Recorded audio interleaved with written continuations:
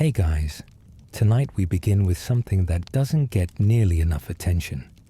One of the largest, most consequential movements of people in American history, and it didn't involve a single covered wagon.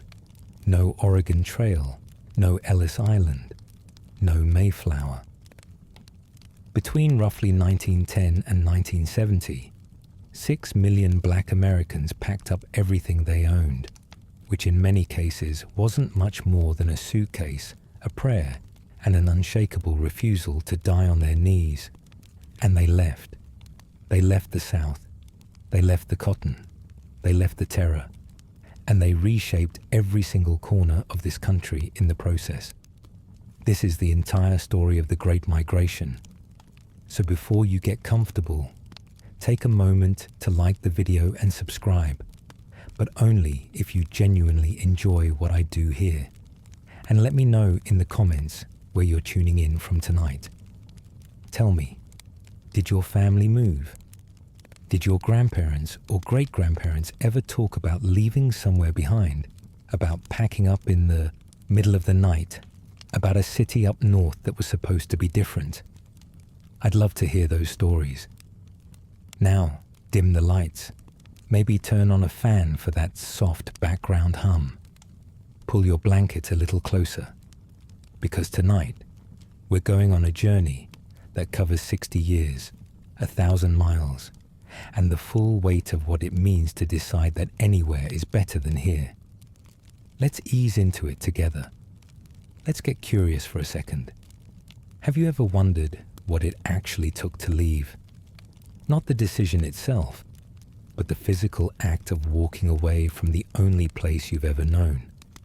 What did it feel like to stand on a train platform in Mississippi with everything you own in a cardboard suitcase, heading somewhere you've never been, where you don't know a single soul? What were you running from exactly? Was it the work, the wages, the lynchings, the way a white man could look through you like you were furniture? And what were you running toward? Did people really believe that Chicago was the promised land? That Detroit would hand you dignity alongside a factory paycheck? What happened when you got there and found out the North had its own particular cruelties, just dressed up in different clothes? How do 6 million people move? And how does an entire country pretend it barely happened? Congratulations. You've just woken up in the year 1915, somewhere in the Mississippi Delta. The air is thick and warm even though the sun hasn't fully risen yet. You can smell the earth, that deep mineral smell of Delta soil, rich and dark and worth a fortune to the men who own it. Not to you. You don't own it. You work it. You've been working it since you were old enough to drag a sack between the rows, and your mother worked it before you, and her mother before her. The cotton stretches out in every direction, endless white bowls dotting the landscape like stars fallen into the wrong sky. Your back already aches, and the day hasn't started yet. That's the thing about the Delta. It gives you beauty and breaks you at the same time. You're a sharecropper, which is a word that sounds almost dignified until you understand what it actually means. Here's how it works. The landowner, usually white, always white, gives you a plot of land to farm. He provides the seed, the tools, maybe a mule if he's feeling generous, or if the last mule hasn't died yet. In return, you give him a share of your crop. Sounds fair enough on paper. But here's the catch. And there's always a catch. The landowner also runs the general store where you buy your supplies. He sets the prices. He keeps the books. He tallies what you owe. And somehow, no matter how hard you work, no matter how much cotton you pick, no matter how good the harvest is, you always owe him more than you made. Every single year. The math never works in your favor because it was never designed to. Sharecropping isn't farming. It's debt with a view. Your cabin sits at the edge of the field. 2 rooms, maybe 3, if you're fortunate. The walls are thin planks with gaps wide enough to let the wind whistle through in winter, and the mosquitoes swarm through in summer. The roof leaks. The floor is packed dirt in places, rough wood in others. There's a fireplace for cooking and heat. A few pieces of furniture you either built yourself or inherited from whoever lived here before you moved in. Your bed is a mattress stuffed with corn husks or cotton scraps.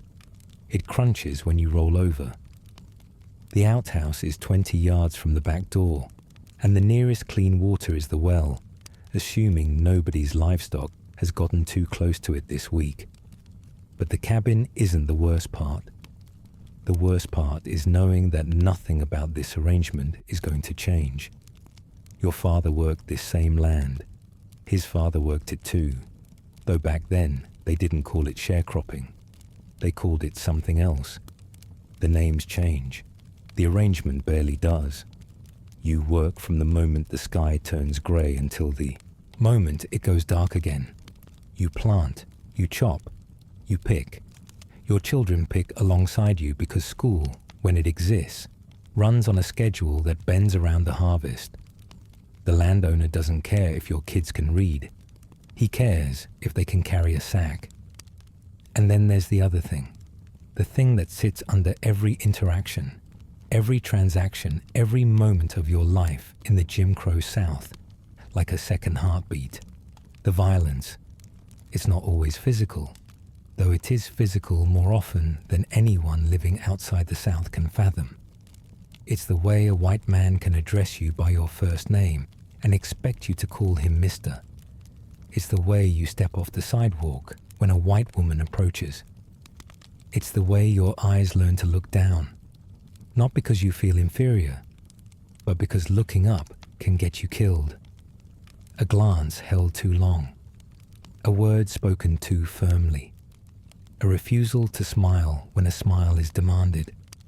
Any of these can end your life, and the law will shrug and call it justified.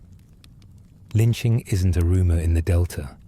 It's a fact of the landscape, as present and predictable as the river flooding. Between 1877 and 1950, more than 4,000 black Americans were lynched across the South. Mississippi alone accounts for hundreds, and those are just the ones that were documented, the ones that made it into a newspaper or a coroner's report. The real number is almost certainly higher. Some of these killings are public spectacles. Entire families, white families, bring picnic baskets and watch. Photographs are taken and turned into postcards. Let that settle for a moment. Postcards. Someone's death, mailed with a stamp and a cheerful greeting on the back. The message isn't subtle. Stay in your place, or this is what happens. And your place, as far as the South is concerned, is in that field, picking that cotton, owing that debt, and being grateful for the privilege. So when people ask why black Americans left the South, the answer isn't complicated. They left because staying was killing them, slowly, through labor and poverty and stolen wages, and sometimes quickly, through rope and fire and bullets. The only real question is why it took as long as it did, and the answer to that is simpler than you'd think. They were waiting for somewhere to go. The First World War changes everything, though not in the way you might expect. It's 1914, and Europe has decided to tear itself apart. Millions of young white men are shipped overseas to fight in the trenches. American factories, especially in the industrial North, are suddenly desperate for labor. Steel mills in Pittsburgh, meat packing plants in Chicago, automobile factories in Detroit, rubber plants in Akron. The war machine is hungry, and the men who used to feed it are now feeding it from the other side of an ocean. At the same time, the steady stream of European immigrants that had been filling northern factories for decades suddenly dries up. Immigration restrictions tighten. The ships that used to carry workers from Italy, Poland, and Ireland are now carrying soldiers and supplies. Northern industrialists look around their half-empty factory floors and, for the first time in American history, decide that black labor might be worth recruiting. Let's be clear about what's happening here. These factory owners aren't experiencing a moral awakening. They're not suddenly convinced that black Americans deserve equal opportunity. They're experiencing a labor shortage, and black Southerners are the cheapest, most available workforce in the country. It's economics, not ethics. But for the black men and women stuck in the Delta, in Alabama, in Georgia, in Louisiana, the reason behind the invitation matters a lot less than the invitation itself. Someone up north is offering actual wages, paid in actual money, not in credit at a company store, not in a share of a crop that somehow never amounts to enough. Real money in your hand at the end of the week. The word spreads through channels that the white South doesn't control and can barely monitor. The Chicago Defender, a black-owned newspaper founded by Robert Abbott, becomes the single most powerful recruitment tool of the Great Migration. Abbott doesn't just report the news. He campaigns. He publishes letters from black Southerners who've already made the move, letters describing wages that seem impossible. $5 a day at the Ford plant, $3 at the stockyards, numbers that make a sharecropper's annual earnings look like pocket change, because they are. The Defender runs headlines that read like escape plans. Northern drive to move South's blacks, and millions to leave the South, and the flight out of Egypt. That last one isn't accidental. Abbott understands that for his readers, leaving the South isn't just an economic decision. It's biblical. It's Exodus. The paper circulates through barbershops, churches, and secret reading groups across the South. White landowners tried to confiscate copies. Some towns make it illegal to distribute the Defender. In certain places, being caught with a copy can get you arrested or worse, which tells you everything you need to know about how threatened the Southern power structure feels. They're not worried about a newspaper. They're worried about losing their workforce. The entire Southern economy is built on cheap black labor, and suddenly that labor is reading about alternatives. Labor agents from northern factories travel south, sometimes openly, sometimes in disguise. They offer train tickets, sometimes free, sometimes at a discounted rate deducted from future wages. They paint pictures of northern cities that sound almost too good. Indoor plumbing, electric lights, schools that stay open all year, the right to vote, the right to walk on any sidewalk you please. Some of these promises are true, some of them are exaggerated, and some of them are outright lies. But when you're standing in a cotton field in July, the sun pressing down on you like a punishment from God, and someone offers you a train ticket to a place where your children might actually get to be children, you don't ask too many questions. You pack. Let's talk about what packing looks like when you don't own much. You've got a suitcase maybe, or a trunk if your family's been saving. More likely, it's a bundle tied in cloth, a few changes of clothes, a Bible, a photograph of someone who isn't coming with you.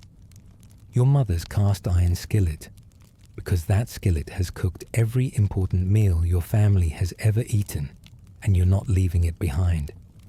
Seeds maybe, dried herbs, a quilt your grandmother pieced together from fabric scraps, each square a memory of something or someone. You carry what you can. You leave the rest. And leaving the rest means leaving people. That's the part of the migration that doesn't fit neatly into economic analysis. The grandmother who's too old to travel. The brother who's not ready to go. The neighbor who helped you through every hard winter. The church where you were baptized. The tree where you carved your initials when you were 10 and thought you'd live in this place forever. Migration isn't just movement, it's loss. Even when you're moving towards something better, you're moving away from everything that made you who you are. The train station is the threshold, and crossing it feels like stepping off the edge of the known world. You've heard stories about the North, but you've never seen it. You've never seen a city with buildings taller than the county courthouse. You've never ridden an elevator or seen electric streetcars or walked into a store where nobody cared what color you were, at least not in the same way.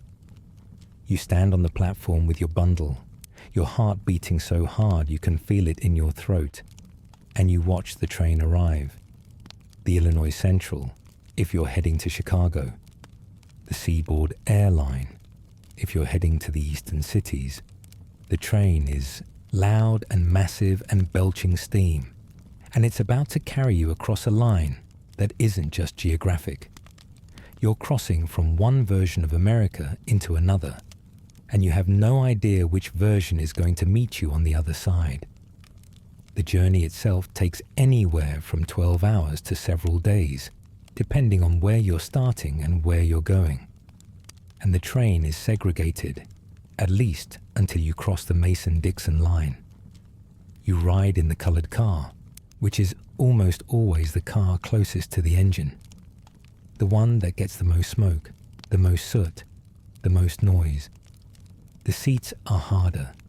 The ventilation is worse. There's no dining car service for you. You packed food for the trip because you had to. Fried chicken wrapped in wax paper, biscuits, boiled eggs, maybe a jar of preserves. The smell fills the car and mingles with the coal smoke. And somehow it smells like home, which makes everything harder. But then something happens. The train crosses the Ohio River, or the Potomac, or whatever invisible line separates the South from the North, and the conductor walks through and says something you've never heard before. He says, you're free to sit anywhere you like. Let that land. You've spent your entire life being told where to sit, where to stand, where to look, where to walk. And suddenly, on this rattling, smoke-filled train, someone tells you there are no more rules about where you belong. Some people cry. Some people laugh. Some people don't move at all. Because decades of conditioning don't evaporate at a state line. You stay in your seat, but you notice. You notice that the weight on your chest feels slightly lighter. You notice that you're breathing differently. Something has shifted. And even though you know the North isn't paradise, you also know that you will never go back to that field. The train itself becomes a character in the migration story, as central as any city or person. The Illinois Central in particular runs like a lifeline from the deepest south straight to Chicago, picking up passengers in Jackson and Memphis and Cairo, each stop adding more families to the exodus. The rhythm of the wheels on the tracks enters the music. You can hear it in the driving pulse of a boogie-woogie piano, in the shuffle of a Chicago blues, in the mournful wail of a harmonica doing its best impression of a whistle echoing across flat delta land at midnight. The train is escape. The train is possibility. And for decades, the sound of that whistle at a rural southern crossing is the sound of the question every black family within earshot eventually has to answer. Are we leaving or are we staying? And if we are going, when? Chicago is the city that swallowed the most migrants, and if you're on that Illinois Central line, it's probably where you're headed. The train pulls into the 12th Street station, and the first thing that hits you isn't the skyline or the noise, it's the cold. If you've arrived in winter, the wind off. Lake Michigan cuts through your southern clothes like they're made of tissue paper. You've never felt cold like this. Mississippi has chilly mornings, sure, but this is different. This is a cold that has opinions. It wraps around your ankles and climbs up through your coat and settles in your bones like it's planning to stay. You pull your collar up and step onto the platform and look around at a world that doesn't look like anything you've ever seen. Buildings. Everywhere, buildings. Stone and brick and steel, rising up higher than you thought buildings could go. The streets are paved, not dirt. There are automobiles, more than you've ever seen in one place. Streetcars rattle past on iron tracks. People move in every direction, fast, purposeful, bundled in coats and hats, breath coming out in white clouds. The noise is constant. Horns and engines and voices and the distant clang of something industrial. And the people, black people everywhere, not picking cotton, not stepping off, sidewalks, walking, working, owning, living in a way you didn't know was possible. You've arrived in Bronzeville, or you will soon. That's the neighborhood on Chicago's south side where the Great Migration landed and where it built something extraordinary. Bronzeville, between roughly State Street and Cottage Grove, from 26th Street down to 51st, is the center of Black Chicago. And in the 1920s through the 1950s, it's one of the most vibrant black communities in the world. This isn't an exaggeration. This is a neighborhood that produces more black cultural, economic, and political power per square mile than anywhere else in the country. Here's what Bronzeville has. It has the Chicago Defender, which is now being read by hundreds of thousands of people nationwide. It has Provident Hospital, founded in 1891, the first black-owned hospital in the country, and the place where Dr. Daniel Hale Williams performed one of the first successful open-heart surgeries. It has the Regal Theater, where every major black entertainer from Duke Ellington to Nat King Cole to Ella Fitzgerald performs. It has churches that seat thousands. It has insurance companies, banks, beauty parlors, funeral homes, law offices, restaurants, and jazz clubs stacked so close together you can hear the music spilling from one doorway into the next. Bronzeville is proof of what black Americans can build when the boot on their neck lifts even slightly. Not all the way, just slightly. And look what happens. But let's not romanticize it, because the people living it sure didn't. Bronzeville exists because of segregation. Black people live there not because they chose to cluster together, though community is real and powerful, but because they aren't allowed to live anywhere else. The boundaries of the Black Belt, as white Chicagoans call it, are enforced through restrictive covenants, which are legal agreements among white property owners that say they will never sell or rent to black tenants, through redlining, which is the banking practice of refusing to offer mortgages or insurance in black neighborhoods, through plain old violence. If a black family moves into a white neighborhood, their windows get smashed, their home might get firebombed, the police might show up, but not to protect the family, to suggest firmly that they reconsider their housing choice. So Bronzeville is both a triumph and a cage. The same neighborhood that nurtures black genius also suffocates under the pressure of too many people in too small a space. The Great Migration brings hundreds of thousands of newcomers to Chicago, and they all end up in the same few square miles. Apartments that were built for one family now hold 3. Kitchenettes, tiny subdivided units carved out of larger apartments, become the standard housing for new arrivals. You rent a single room with a hot plate and a shared bathroom down the hall, and you pay more for it than a white family pays for a full apartment on the other side of the color line. The landlords know you have no choice. The rents go up, the conditions go down, and you pay because the alternative is the street, and the street in a Chicago winter is a death sentence. Your first job in Chicago probably isn't glamorous. If you're a man, you might end up in the stockyards, standing ankle deep in blood and offal, processing the meat that feeds the nation. The work is brutal, dangerous, and freezing cold in winter. The smell is something you never fully get used to. It gets into your clothes, your skin, your hair. Your wife knows you've been at work before you walk through the door. Or you might end up in a steel mill on the south side, feeding ore into furnaces that burn hot enough to melt iron, working 12-hour shifts in heat that makes the Mississippi sun feel like a gentle suggestion. Or maybe you get a job on the railroad, which is considered one of the better positions available to black men. Pullman porters, the men who staff the sleeping cars on long-distance trains, become one of the most important groups in black American life. The pay is decent, the tips can be good, and the job gives you access to something invaluable. Mobility. You travel the country. You see how other cities work. You carry newspapers and ideas from one black community to another. Pullman porters become couriers of culture, politics, and possibility. If you're a woman, the options are narrower. Domestic work mostly, cleaning, cooking, and caring for white families in neighborhoods you're not allowed to live in. You take the streetcar north or west, cross the invisible line into white Chicago, and spend your day in someone else's house, raising someone else's children, scrubbing someone else's floors.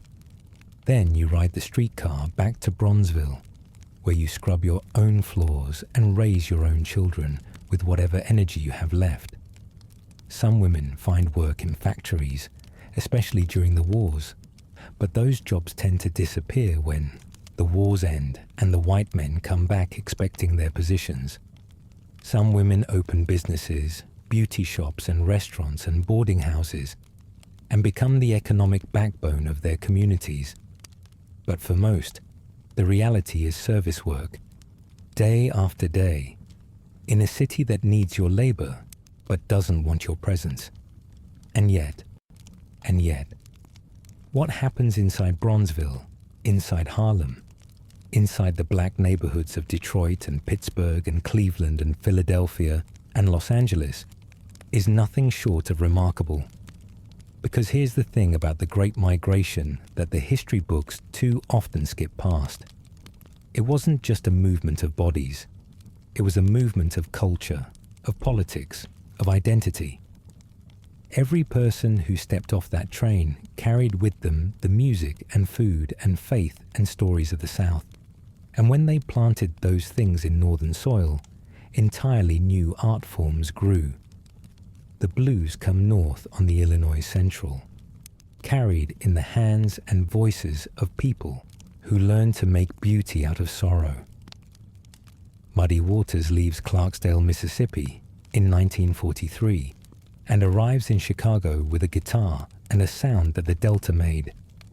He plugs that sound into an electric amplifier, and what comes out is Chicago blues, raw and amplified and impossible to ignore.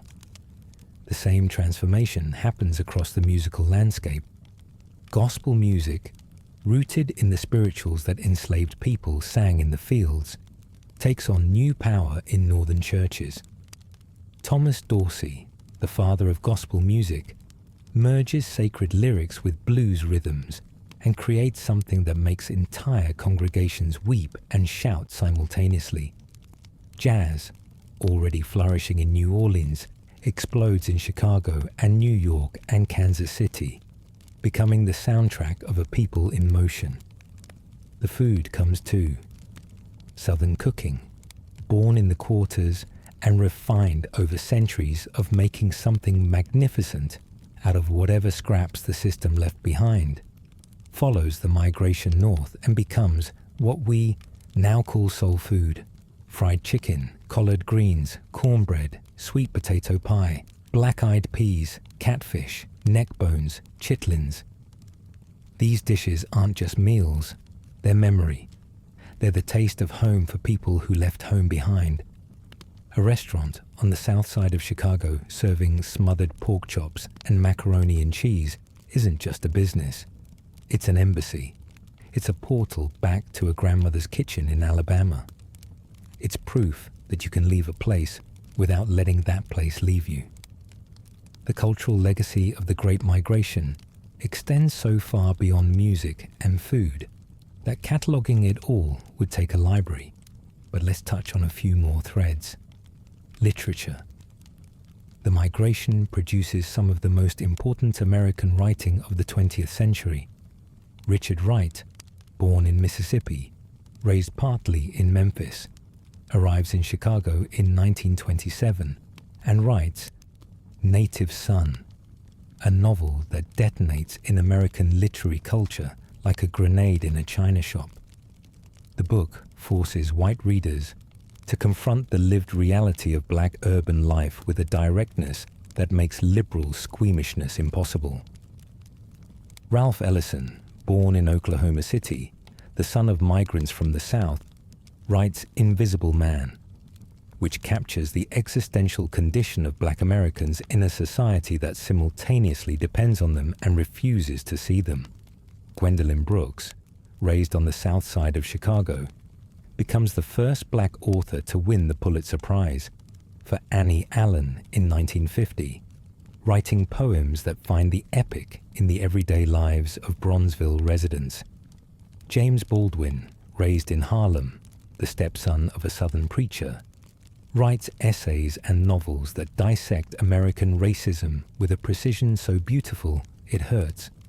I love America more than any other country in the world, he writes, and exactly for this reason, I insist on the right to criticize her perpetually.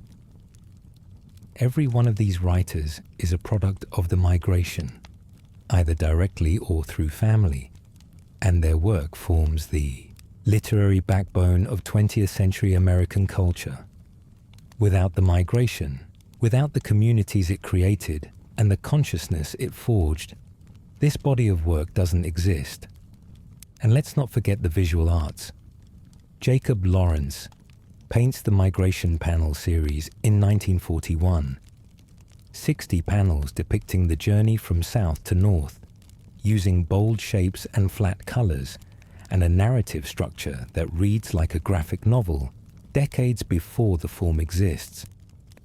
The series is acquired jointly by the Museum of Modern Art and the Phillips Collection, and it remains one of the most powerful visual representations of the migration ever created. Archibald Motley paints the nightlife and street scenes of Bronzeville with a warmth and energy that makes the canvases practically hum. Romare Bearden, born in Charlotte and raised in Harlem, creates collages that layer photographs, paint, and paper into dense, layered compositions that capture the complexity and beauty of black urban life. These artists don't just document the migration. They transform it into something that speaks across time and culture and hangs in museums where the children of the people they depicted can walk in and see themselves reflected in art that the whole world recognizes as masterwork. The church follows the migration too, and in many cases leads it. Black churches in northern cities become the most important institutions in migrant communities. They're not just places of worship.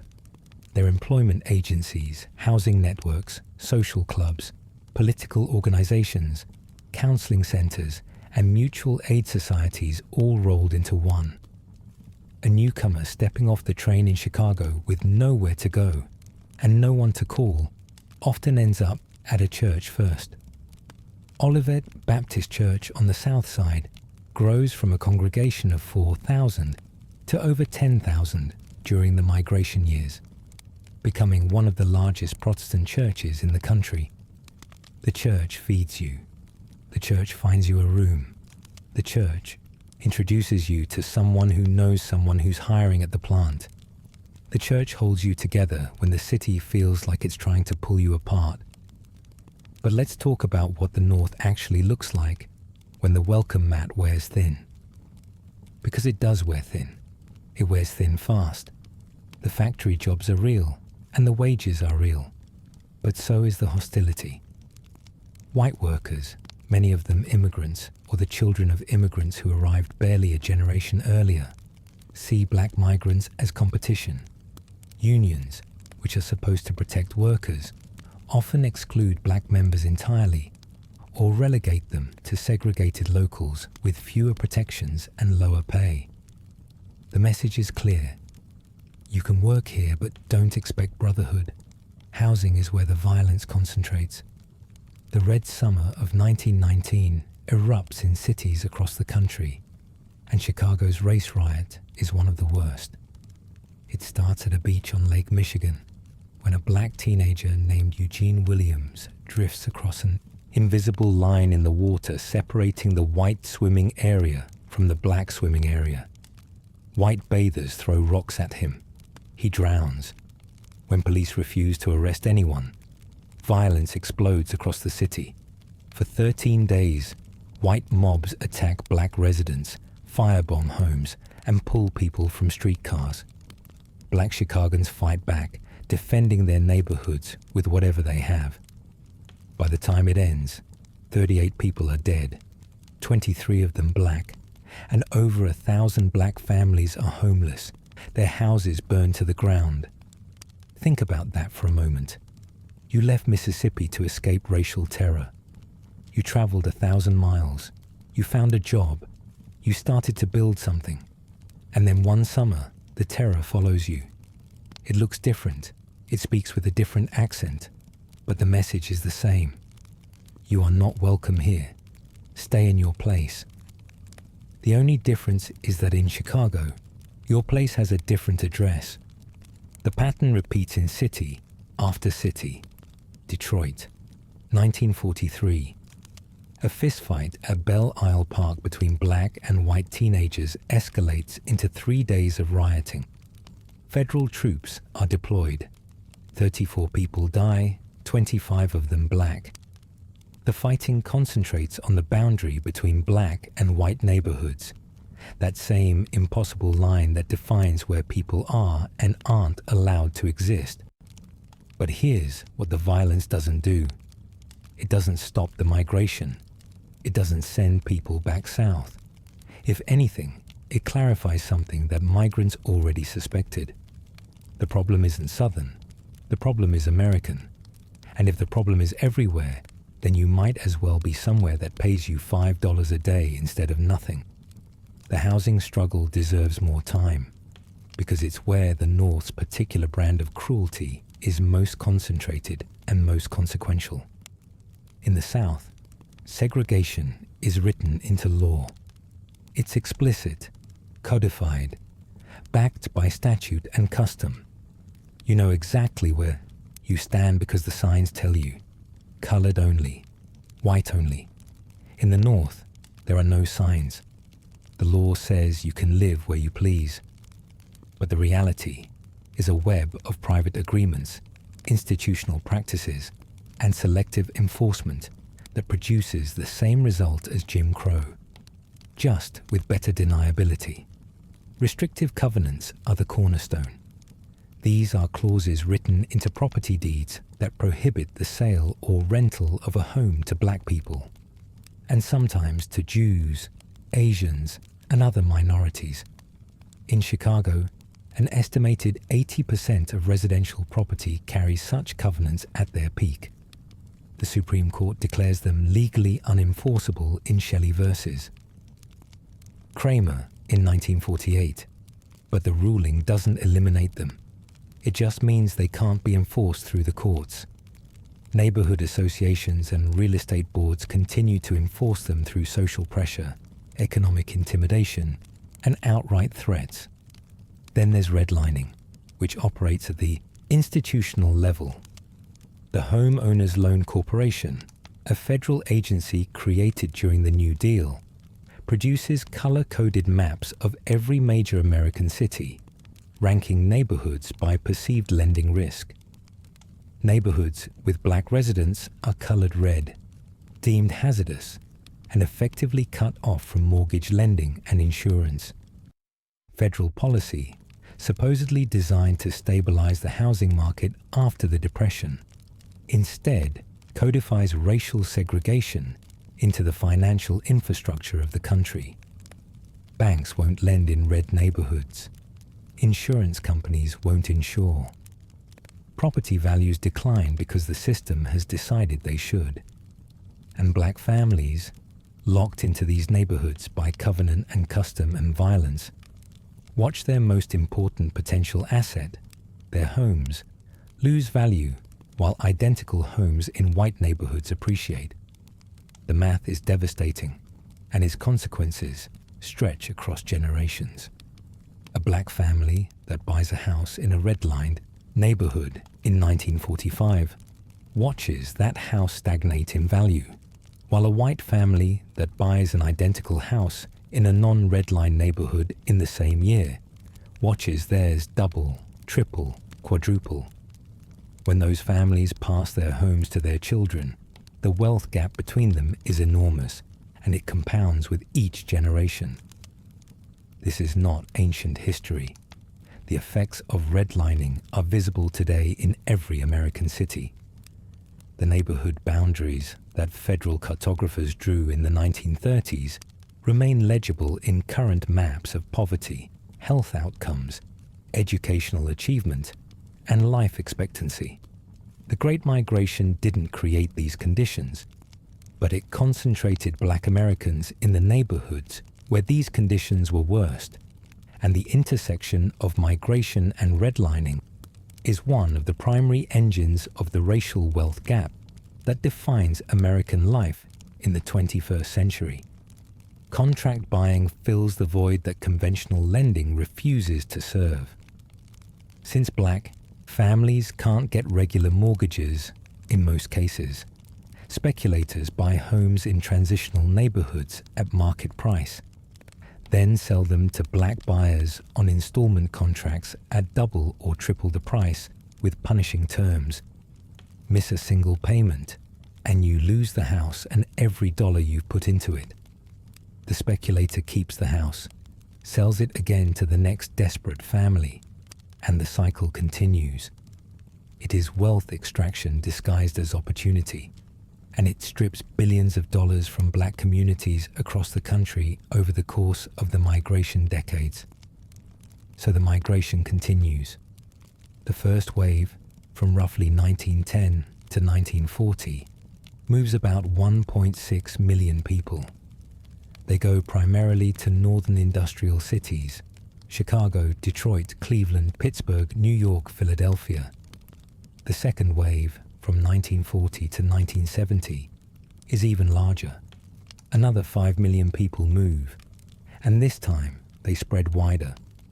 Los Angeles, Oakland, San Francisco, Portland, Seattle.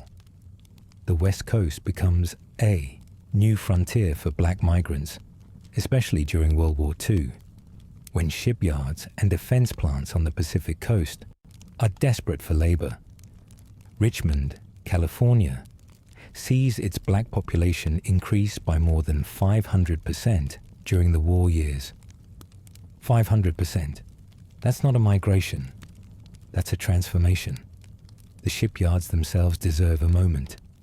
If you are a black woman who has spent the last 10 years scrubbing floors in someone else's house, and suddenly you are holding a welding torch, wearing a leather apron, and building a warship, the transformation is not just economic, it is existential. The pay is 3 or 4 times what domestic work offered. The uniform is practical, not subservient, and the skill you are developing has nothing to do with making someone else comfortable and everything to do with making something real, something forged from steel and purpose. Women write letters home about the work with an astonishment that borders on giddiness.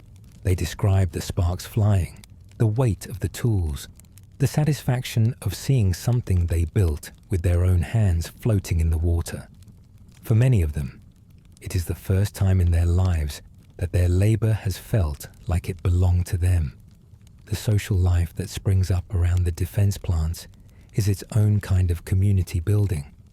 Workers from Mississippi and Alabama and Louisiana find themselves living in the same hastily constructed housing projects, shopping at the same commissaries, sending their children to the same schools.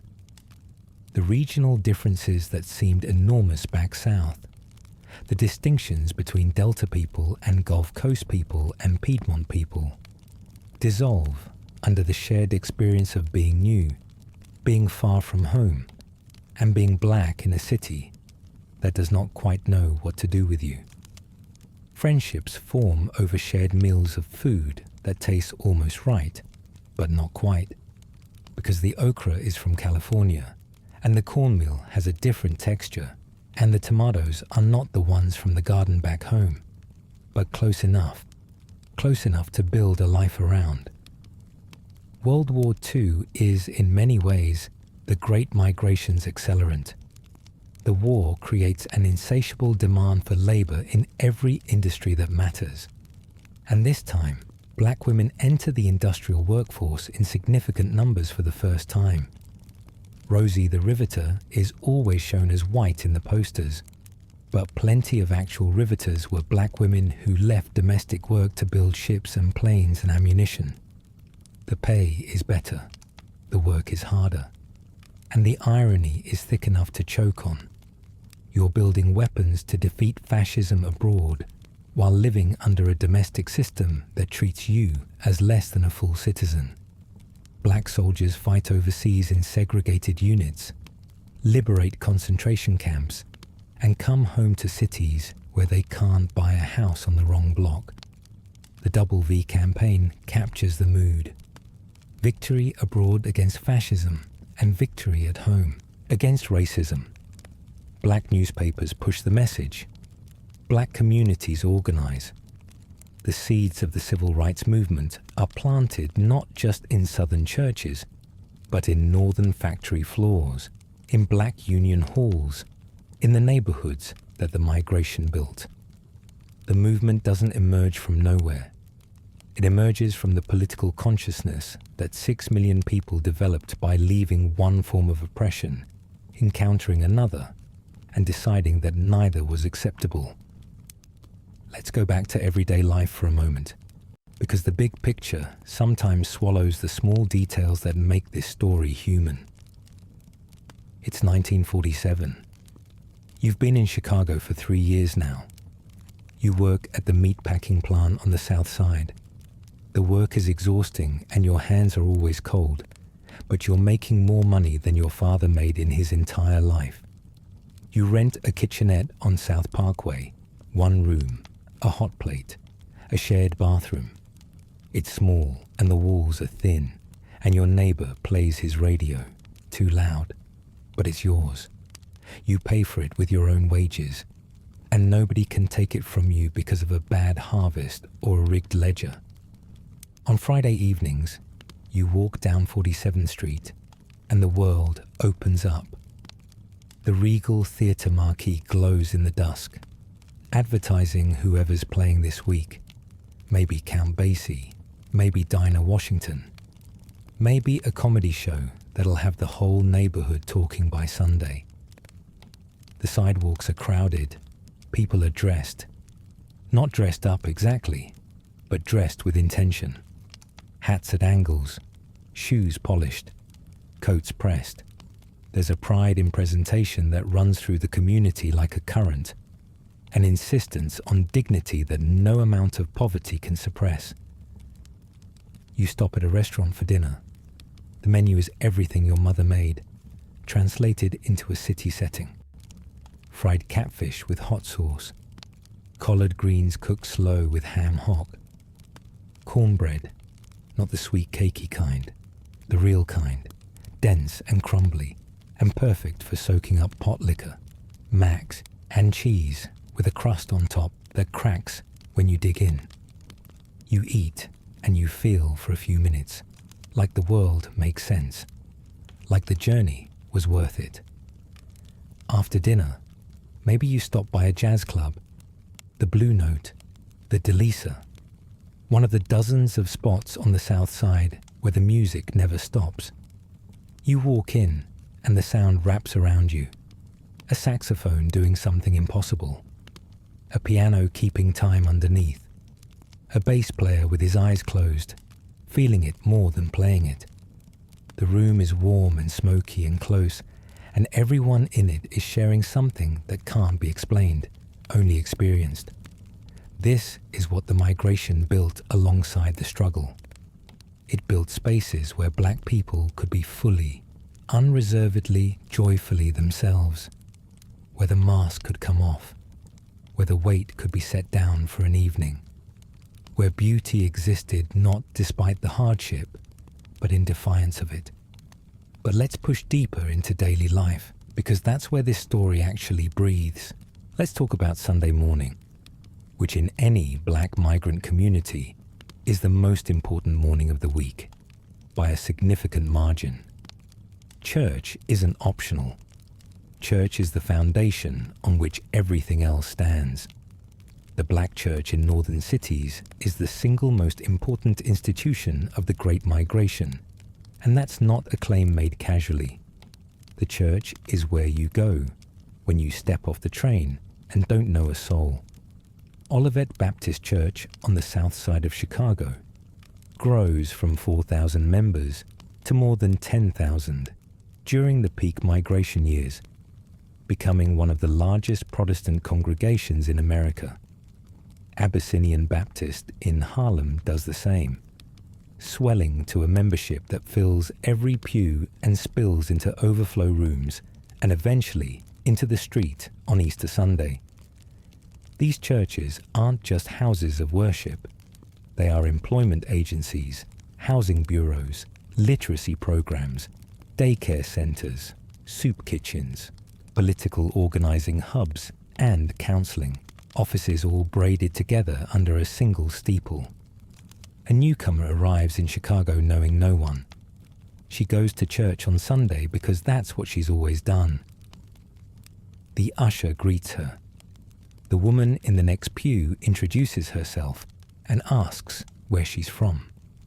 By the end of the service, someone has offered her a lead on a room for rent, and someone else has given her the name of a foreman at the stockyards who's hiring.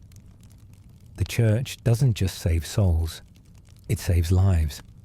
In the most practical, material, hand-reaching, out-to-pull-you-up sense of the word, the church is the difference between making it and not making it for thousands upon thousands of newly arrived migrants.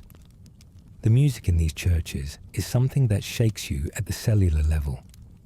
The choir doesn't just sing, the choir testifies. Every voice carries the weight of a personal history, a migration story, a sacrifice that the singer may or may not talk about outside these walls, but that pours out when the organ hits the right chord and the spirit moves. You hear it in the way a woman's voice breaks on the word home. You hear it in the baritone of a man who works the overnight shift at the steel mill and has been up since 2 a.m, but still showed up in his press suit, because this is where he remembers who he is. And when Mahalia Jackson sings, which she does regularly at these services, before she becomes famous enough for Carnegie Hall, the sound is so immense and so full of everything that words can't carry, that grown men weep openly, and nobody considers it unusual. Let's talk about the children, because ultimately, the migration is a story about them. Every parent who packed a suitcase and boarded a train did so with a calculation running in their head, and the math always came back to the same answer. My children. The cotton field has no future for them. The one-room schoolhouse with a teacher who's barely older than the oldest students, and books that were already outdated when the white school discarded them 15 years ago has no future for them. The system that arrests a black boy for looking at a white girl, or locks up a black man for not saying sir fast enough, has no future for them. The North might be hard. The North might be cold. The North might have its own ugliness. But the North has schools that are open all year. And that single fact is enough. Black children in migration-era northern cities attend schools that are better resourced than anything available in the rural South, though they're almost always worse than what white children in the same city have access to. The schools are segregated in practice even where they're not segregated in law. Neighborhoods are segregated, so the schools that serve those neighborhoods are segregated by default. Overcrowded classrooms, outdated textbooks, and underfunded programs are the norm. But the teachers. Here's the thing about the teachers. Many of them are themselves products of the migration, or the children of migrants, and they teach with a ferocity born of personal understanding. They know what their students' parents gave up to get them into that classroom. They know the weight of the expectation that sits on these children's shoulders. The unspoken demand that all of the sacrifice, all of the leaving, all of the loss must amount to something. A generation of black children grows up in these schools and becomes something the Jim Crow South never intended.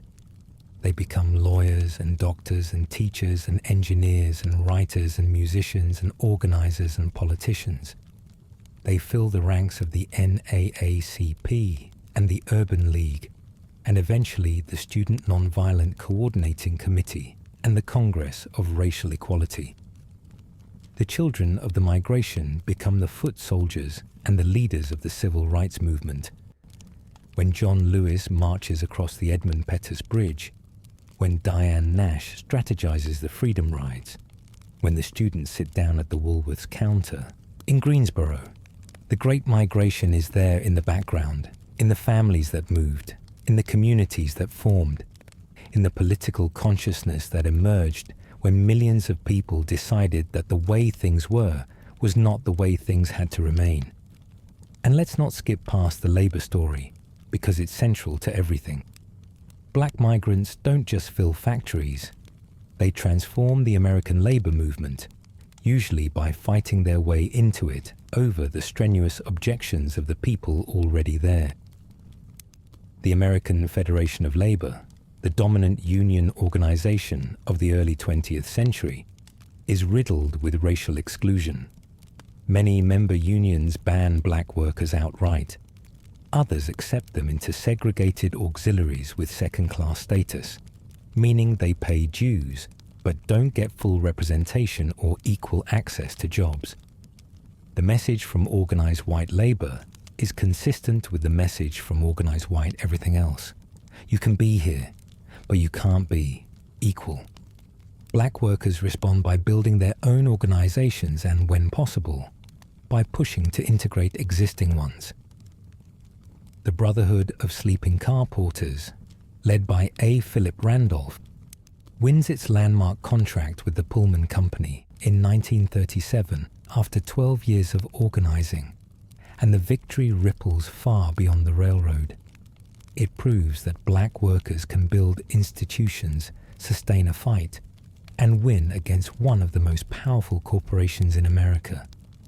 Randolph becomes one of the most important labor and civil rights leaders of the century, and the Brotherhood becomes a training ground for activists who go on to lead the broader struggle for equality. The Porters develop their own culture and their own quiet pride. They are among the best-dressed men in Black America, and they know it. The Pullman Company requires immaculate presentation, pressed uniforms, polished shoes, a manner that is attentive without being obsequious, which is a tightrope that every black man in service work walks daily. But the Porters turn the requirement into a statement. They carry themselves with a dignity that transcends the job description. They become known in their communities as men of substance, men who have seen the world, men whose stories at the barbershop carry the authority of experience. When a porter tells you about a city, you listen because he has been there and you have not. Their knowledge circulates through the community like a shared resource, a collective education in the geography of possibility. In the meat-packing plants and steel mills of Chicago, black and white workers occasionally find common cause, particularly during the CIO organizing drives of the 1930s and 1940s.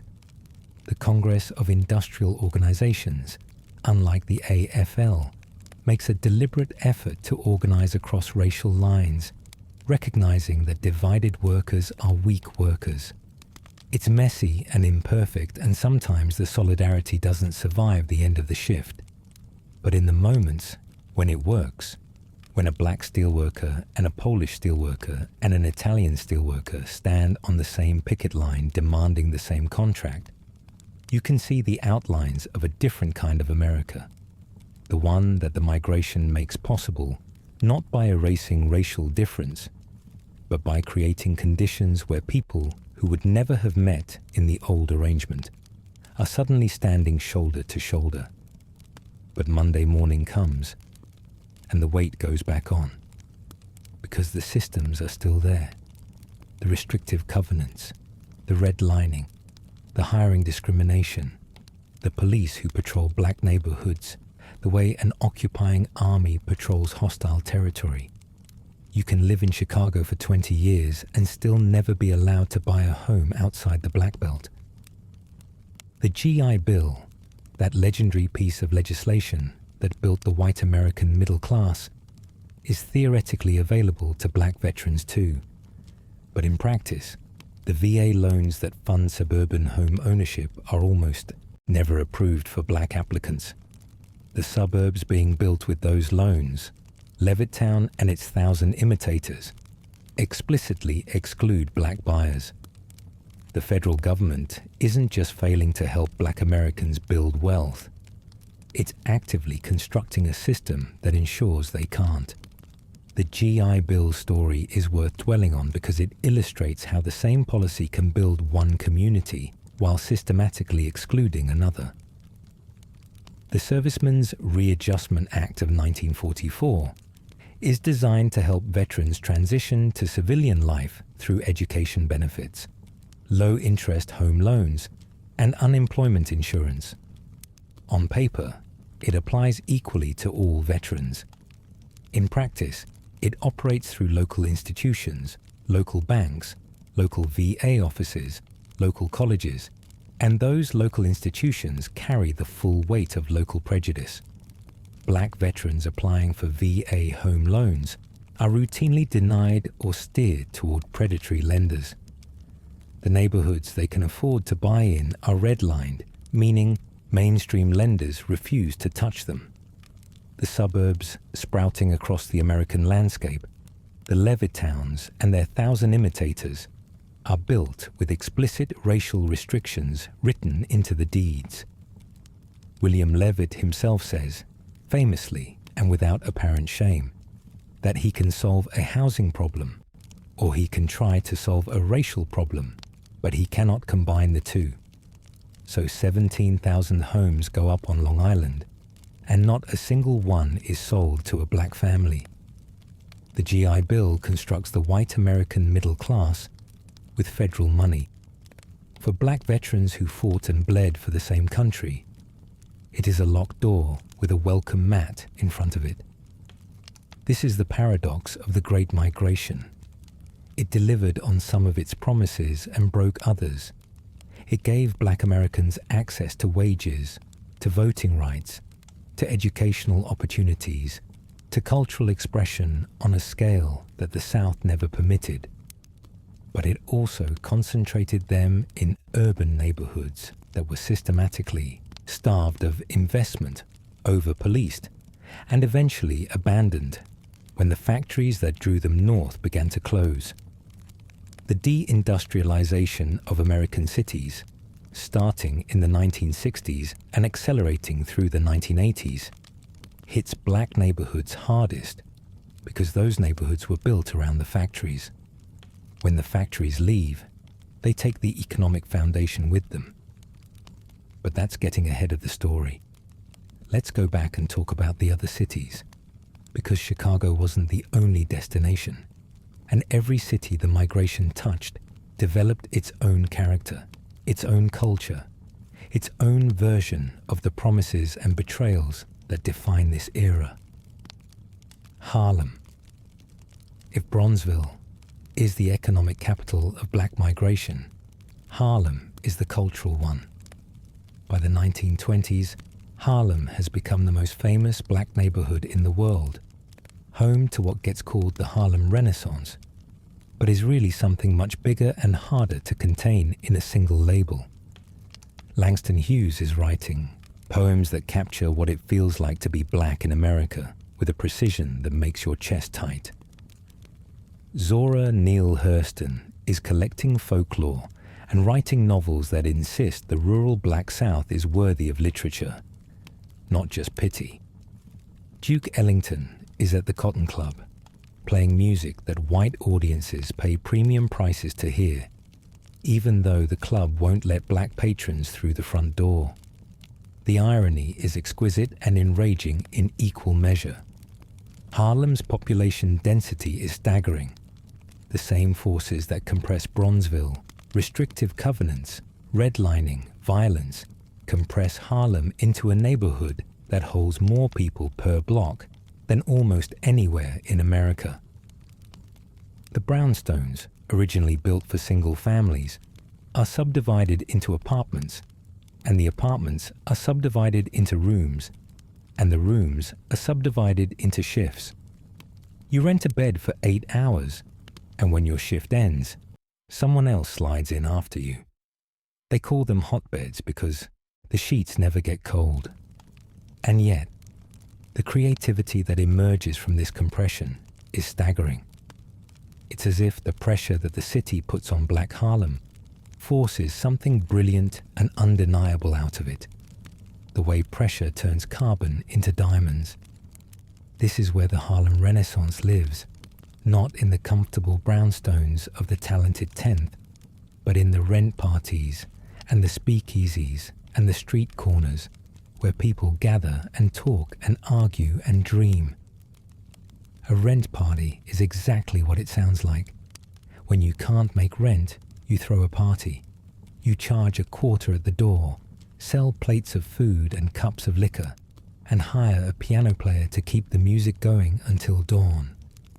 The whole building comes. The whole block comes. Strangers show up. And by morning, you've got enough to keep the landlord at bay for another month. It's communal survival dressed up as celebration, and it's beautiful. Detroit tells a different story, though the broad strokes are the same. The automobile industry draws black migrants from Alabama, Georgia, Tennessee, and Mississippi, with the promise of factory work that pays real wages.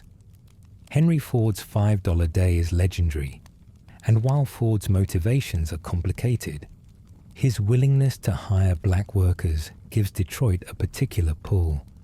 By 1930, the black population of Detroit has increased tenfold from what it was in 1910.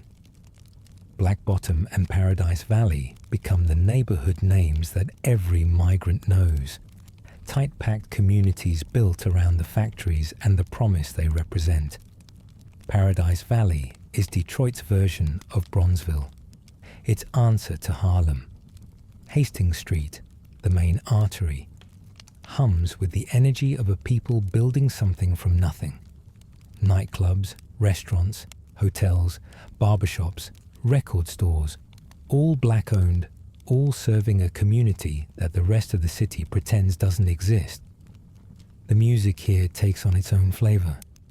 Detroit blues has a harder edge than Chicago blues, something that reflects the metallic rhythm of the assembly line, the clang and hiss of the factory floor bleeding into the music.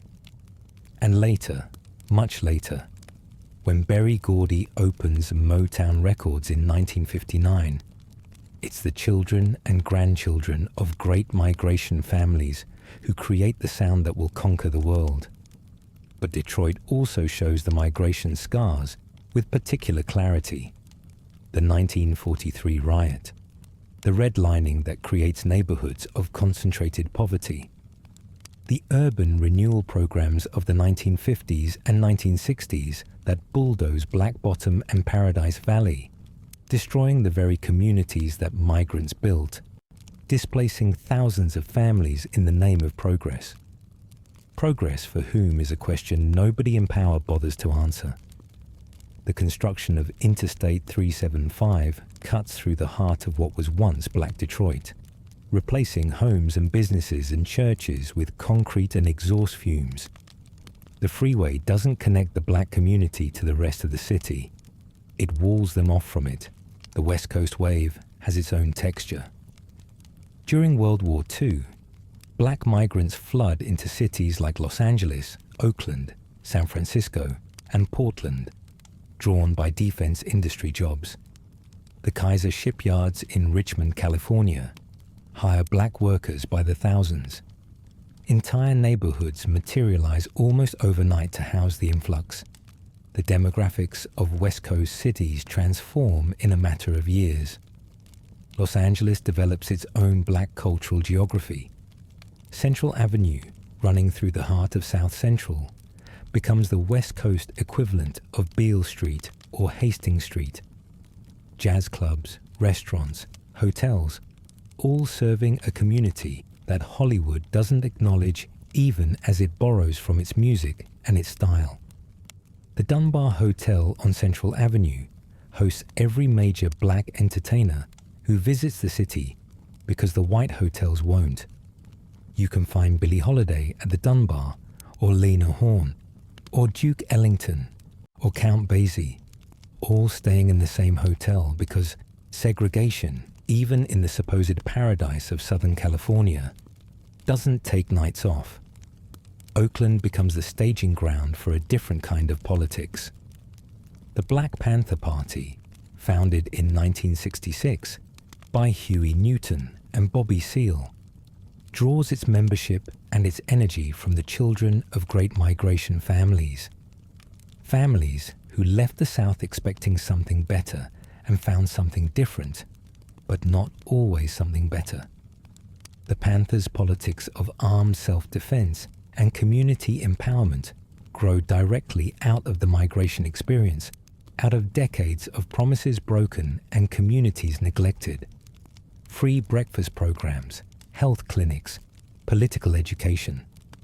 These aren't radical concepts. They're the same mutual aid that black communities have been practicing since the first church opened in a northern city. The Panthers just give it a uniform and a name that makes people pay attention. Let's talk about two more cities, because every destination told the story differently, and some of them don't get mentioned nearly enough. Cleveland, Ohio.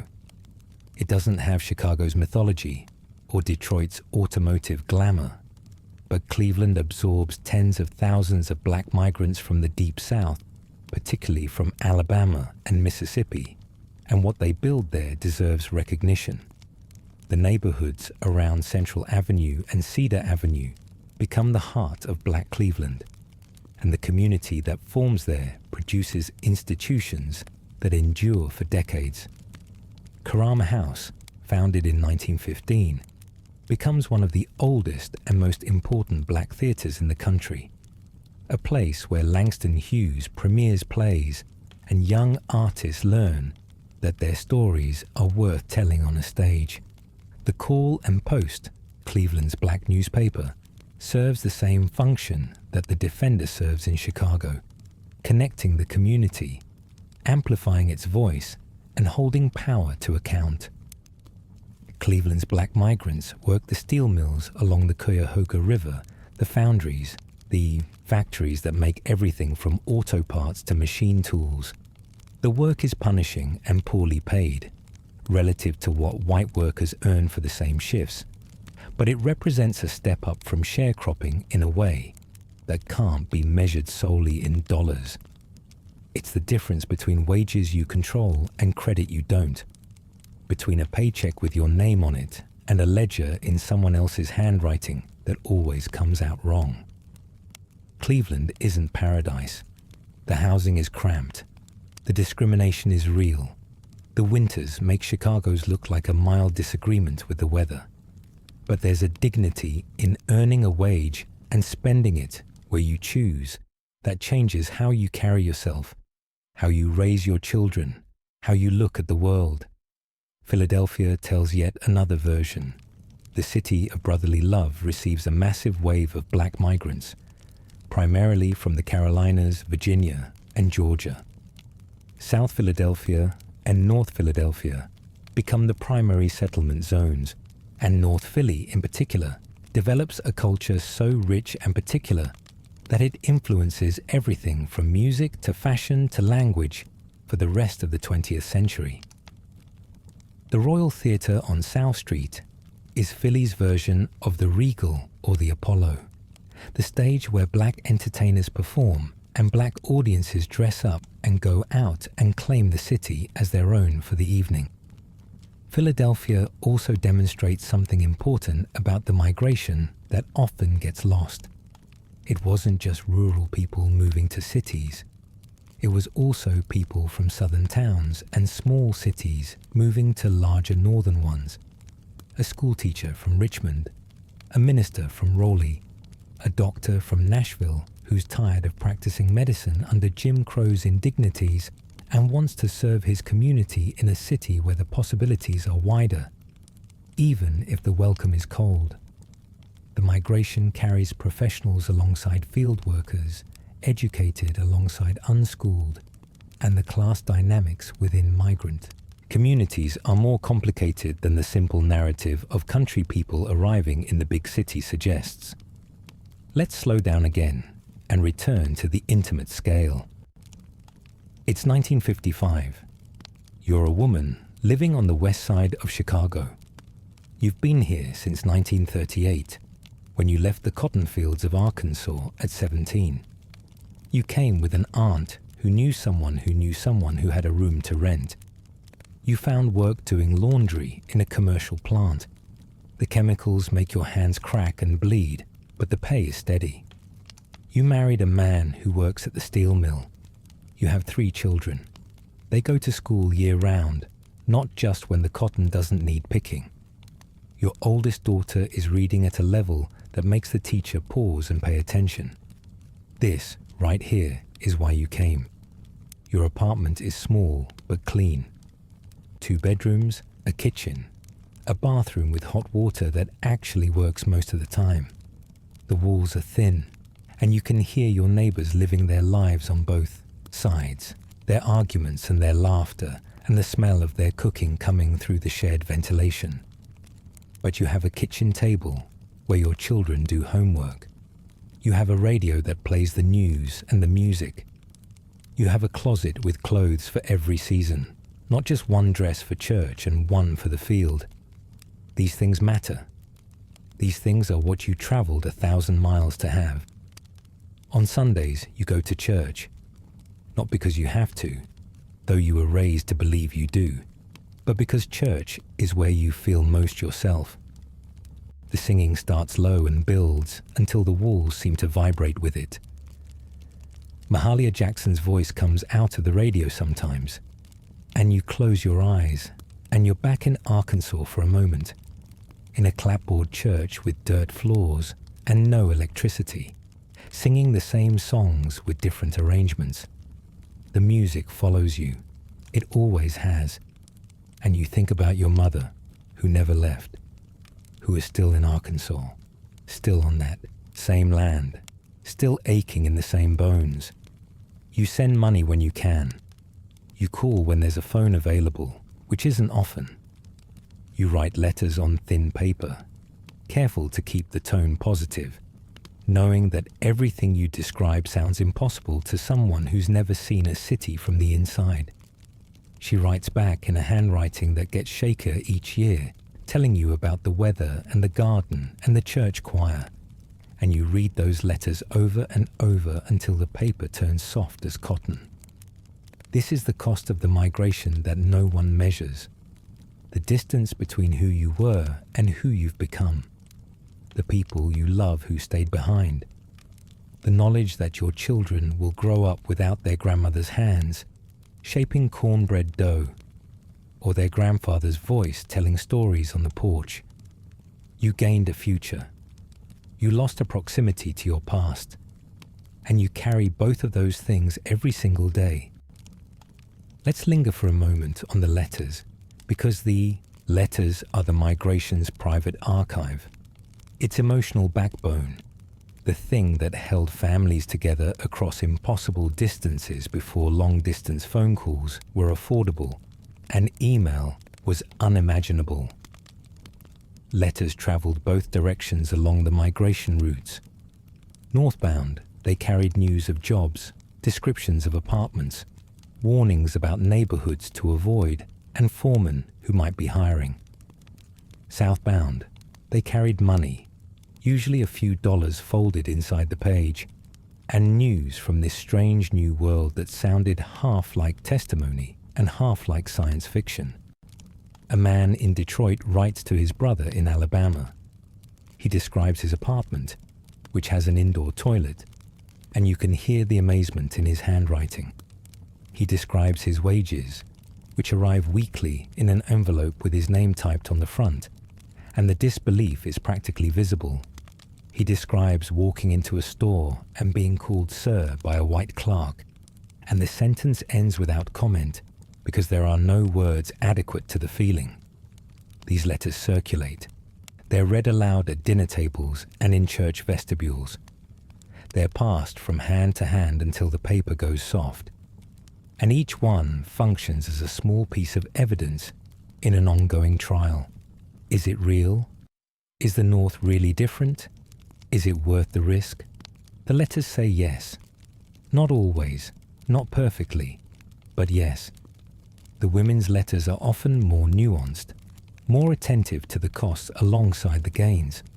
A woman in Chicago writes to her mother in Mississippi and describes the apartment and the indoor plumbing and the school that her children attend every day. And in the same paragraph, she mentions the loneliness. The way the city sounds at night, all sirens and strangers, nothing like the crickets and the wind through the pines. The way nobody knows her history, which is a freedom and a loss at the same time. She doesn't complain exactly. Complaining would dishonor the sacrifice. But she tells the truth in small, careful doses. And if you read enough of these letters, you start to understand that the migration is not one emotion. It's all of them simultaneously. Hope and grief and pride and fear and determination and homesickness. Braided together so tightly, they become a single thing. Now let's talk about what the Great Migration does to the South. Because the story isn't just about where people went. It's about what happened to the place they left. And what happened is that the South panicked. Every black family that boards a train for Chicago or Detroit is a family that won't be working the fields come harvest. The Southern economy, particularly the plantation economy, depends on a massive labor force that it barely pays. When that labor force starts to leave, the entire system begins to crack. White landowners try everything to stop the exodus. They arrest labor agents. They confiscate copies of the Chicago Defender. They spread rumors that northern cities are death traps, that black Southerners freeze to death in the streets, that the factories chew people up and spit them out broken. Some of these warnings contain grains of truth, but they're delivered by people whose primary concern isn't black welfare. It's black labor. Mississippi passes laws making it illegal to recruit workers for out-of-state jobs. Alabama does the same. Georgia threatens labor agents with prison. The message is clear. We don't want you to vote. We don't want you to read. We don't want you to look us in the eye. But we absolutely need you to stay and pick our cotton. And it doesn't work. The trains keep filling. The letters from the north keep arriving. The word of mouth keeps spreading through churches and barbershops and across kitchen tables. And slowly, the demographic balance of the South begins to shift. Counties that were majority black for over a century see their populations thin out year by year. Plantations that relied on sharecroppers find themselves scrambling for labor. Some mechanize, replacing human hands with cotton-picking machines, which ironically accelerates the migration even further, because now there's even less work to stay for. The political consequences are enormous. The Great Migration doesn't just move bodies, it moves voters. In the South, under Jim Crow, black Americans are effectively prevented from voting through poll taxes, literacy tests, and the constant threat of violence. In the North, no such restrictions exist, at least not in law. Black migrants register to vote. They vote in local elections, state elections, national elections. They become a political force that neither party can ignore. Chicago's black political machine becomes one of the most powerful in the country. Oscar DePriest, a Republican from the South Side, is elected to Congress in 1928, the first black congressman from a northern state and the first black person in Congress since Reconstruction. William Dawson follows him. Then there's Adam Clayton Powell Jr.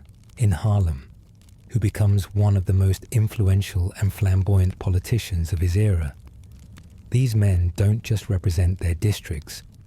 They represent the accumulated political power of millions of people who weren't allowed to vote in the places they came from. The voting power of the Great Migration contributes to every major civil rights advance of the 20th century. The desegregation of the military in 1948 happens in part because Harry Truman needs black votes in northern cities. The Civil Rights Act of 1964 and the Voting Rights Act of 1965 pass in part because northern black voters make civil rights a national issue that can't be contained in the South. The political geography of the Great Migration shapes the political geography of the nation, and we're still living in the map it drew. Let's come back one more time to the personal, to the kitchen tables and the front porches and the letters that cross the miles. Because that's where this story lives, not in the statistics, though the statistics are staggering. Not in the politics, though the politics are world-changing. The Great Migration lives in the lives of the people who made it. It lives in the man who left Greenville, Mississippi in 1922, who never learned to read because there was no school for him, who worked in a Pittsburgh steel mill for 31 years and made sure every one of his 4 children graduated from high school, and 2 of them from college. He didn't write books about the Great Migration. He was the Great Migration. It lives in the woman who left Macon, Georgia, in 1941, who worked as a domestic in a white family's house in New York for 27 years, who scrubbed floors 6 days a week so her daughter wouldn't have to, who sat in the front pew of Abyssinian Baptist Church every Sunday in a hat she bought with her own money, who watched her granddaughter get accepted to a university she never could have attended, and who said, with a quiet satisfaction that held decades of sacrifice in it, "We made it." It lives in the teenager who arrived in Los Angeles in 1945, fresh off a train from Louisiana, who heard jazz pouring out of a club on Central Avenue and thought, "I want to make that sound," who learned an instrument, joined a band, played gigs for audiences who understood the music because they carried the same history in their bones, who became part of a tradition that stretches from the spirituals in the fields to the blues in the juke joints, to the jazz in the nightclubs, to the soul and funk and hip-hop that followed. Every note a descendant of the migration, every rhythm a memory of somewhere left behind, and it lives in the 6 million. Not as a number, but as individuals, each one with a story that deserves more than a paragraph, each one carrying the full weight of a decision that would shape their family for generations. To leave, to go, to risk everything on the possibility that somewhere else might be better. That's not just migration. That's an act of faith so profound it should take your breath away. The Great Migration officially ends around 1970, though migration never really ends. People keep moving, keep searching, keep leaving and arriving. And in recent decades, something remarkable has been happening. A reverse migration. Black Americans, some of them the grandchildren and great-grandchildren of original migrants, are moving back to the South, Atlanta, Houston, Charlotte, Nashville, Dallas, cities that the original migrants fled, are now drawing their descendants back with lower costs of living, warmer weather, growing economies, and for some, a pull toward roots that were left behind 2 or 3 generations ago. It's a complicated return. The South they're going back to is not the South their grandparents left. Jim Crow is gone, at least in its legal form. The cotton fields are mechanized or converted to other crops or to subdivisions. The one-room schools are closed, but echoes remain. Structural inequalities persist. The legacy of everything that drove the original migration hasn't fully resolved, not in the South and not in the North. The cities that received the migration, Chicago, Detroit, Cleveland, are themselves grappling with decades of disinvestment, deindustrialization, and the long-term consequences of the very segregation that greeted migrants when they arrived. So what does it all amount to? What does it mean, this 60-year movement of 6 million people from one part of America to another? It means that America's greatest art forms, jazz, blues, gospel, soul, rhythm and blues, rock and roll, hip-hop, were shaped by people in motion, people carrying Southern traditions into northern cities and creating something the world had never heard before. It means that the political power Black Americans wield today was forged in northern voting booths by people who had never been allowed to vote before. It means that the civil rights movement drew its energy, not just from the moral clarity of its Southern campaigns, but from the organized political strength of northern Black communities built by migrants. It means that 6 million people looked at a country that told them they were nothing and said, "We are leaving. We are going somewhere that recognizes what we're worth." And even when that somewhere turned out to be flawed, cruel, and segregated in its own particular ways, they stayed. They built. They raised children, who raised children, who raised children. They carried the music and the food and the faith and the stubbornness and the defiance and the grace across 1,000 miles and planted it all in new soil. And it grew. So tonight, as you settle deeper into your pillow and let the weight of the day ease off your shoulders, think about what it means to leave. Think about what it takes to stand on a train platform with everything you own, not knowing what's on the other end of the line, knowing only that what you're leaving behind is no longer bearable. Think about the courage that takes, not the Hollywood kind of courage, not the kind that comes with a soundtrack and a happy ending, but the quiet, grinding, daily courage of someone who decides that their children deserve more and is willing to lose everything familiar to make it happen. They carried their Bibles and their skillets and their seeds and their songs. They carried the names of people they'd left behind and the addresses of people they hoped to find. They carried the knowledge of what they'd survived and the belief that survival wasn't enough, that they deserved more than survival, that their children and their grandchildren and their great-grandchildren deserved to live, not just endure.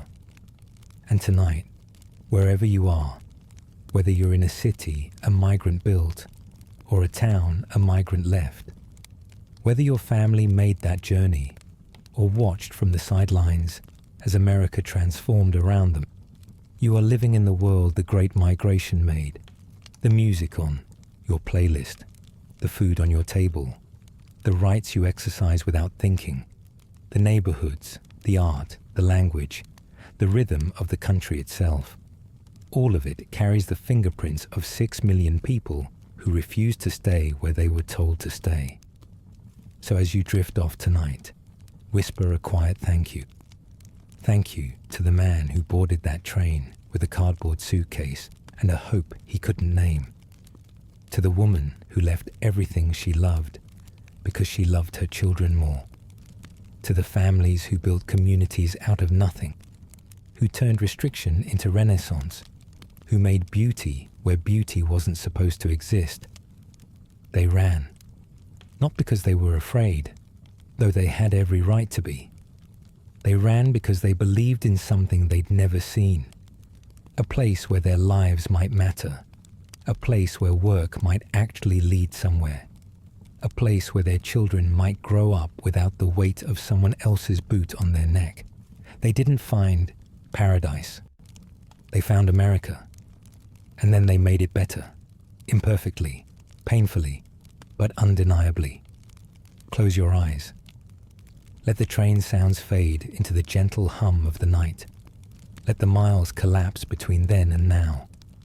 And rest, knowing that the courage it took for 6 million people to leave everything behind is the same courage that echoes in every fight for dignity, every refusal to accept less than you deserve, every quiet insistence that tomorrow can be different from today. They traveled so that you could rest. They endured so that you could dream, sleep well, and carry their story with you into the morning. Good night. That boards a train is a family that won't be working the fields next season. The plantation economy depends on a massive, immobile workforce that it barely compensates. When that workforce develops mobility, the entire structure shudders. White landowners deploy every tool they have. They arrest labor agents on charges of enticing workers to leave. They confiscate black newspapers. They spread terrifying rumors about the North, stories of black migrants freezing to death in the streets, of factories that maim and discard workers like broken equipment. Some of these warnings carry fragments of truth, but they're delivered by people whose concern isn't black welfare, it's black labor. Mississippi makes it illegal to recruit workers for out-of-state jobs. Alabama follows. Georgia threatens labor agents with prison. The message is breathtaking in its contradiction. We don't want you to vote. We don't want you educated. We don't want you to look us in the eye. But we absolutely, desperately need you to stay here and pick our cotton. It doesn't work. The trains keep filling. The letters keep arriving. The whisper network keeps humming through every church and barbershop and kitchen in the rural South. And slowly, the demographics tilt. Counties that were majority black for over 100 years see their populations thin out year by year. Plantations scramble. Some mechanize, replacing human hands with cotton-picking machines, which ironically accelerates the exodus, because now there's even less reason to stay. The political consequences reverberate for generations. In the Jim Crow South, black Americans are effectively barred from voting through poll taxes, literacy tests designed to be unfailable, grandfather clauses, and the ever-present threat of violence for anyone who tries. But in northern and western cities, those barriers don't exist, at least not in law. Black migrants register. They vote in city elections, state elections, national elections. They become a constituency that no serious politician can afford to ignore. Oscar DePriest, a Republican from Chicago's South Side, is elected to Congress in 1928, the first black congressman from a northern state, and the first black representative since Reconstruction. The significance is hard to overstate. A community that couldn't vote in Mississippi sends a representative to Washington from Illinois. William Dawson follows DePriest. In Harlem, Adam Clayton Powell Jr. becomes one of the most powerful and charismatic politicians of his generation. These men carry the weight of millions who sent them, not with ballots from the South, but with ballots from the cities the migration built. The voting power of the Great Migration feeds directly into every major civil rights advance of the 20th century. Truman desegregates the military in 1948, in part because he needs black votes in northern cities to win re-election. The Civil Rights Act of 1964 and the Voting Rights Act of 1965 pass with the support of northern politicians who answer to black constituents. The political map of modern America, the electoral coalitions, the urban power centers, the congressional districts, was drawn in large part by 6 million people who crossed state lines with suitcases and cast ballots when they landed. Let's talk about Harlem for a moment, because it deserves its own space in this story. If Bronzeville is the economic engine, Harlem is the cultural supernova. By the 1920s, this Manhattan neighborhood has become the most famous black community on Earth. What happens there in the decade between the end of World War I and the beginning of the Depression gets called the Harlem Renaissance, but that label is almost too tidy for what's actually occurring.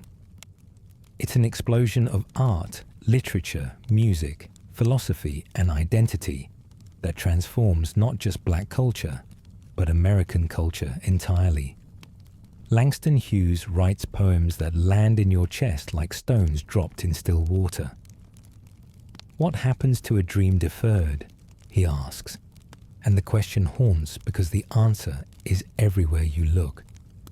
Zora Neale Hurston goes south to collect the folklore and the speech and the stories of rural black communities and insists, through the sheer force of her writing, that these traditions are not quaint remnants to be studied. They are literature, they are philosophy, they are a living, breathing culture that the migration carries north in the same suitcases as the skillets and the Bibles.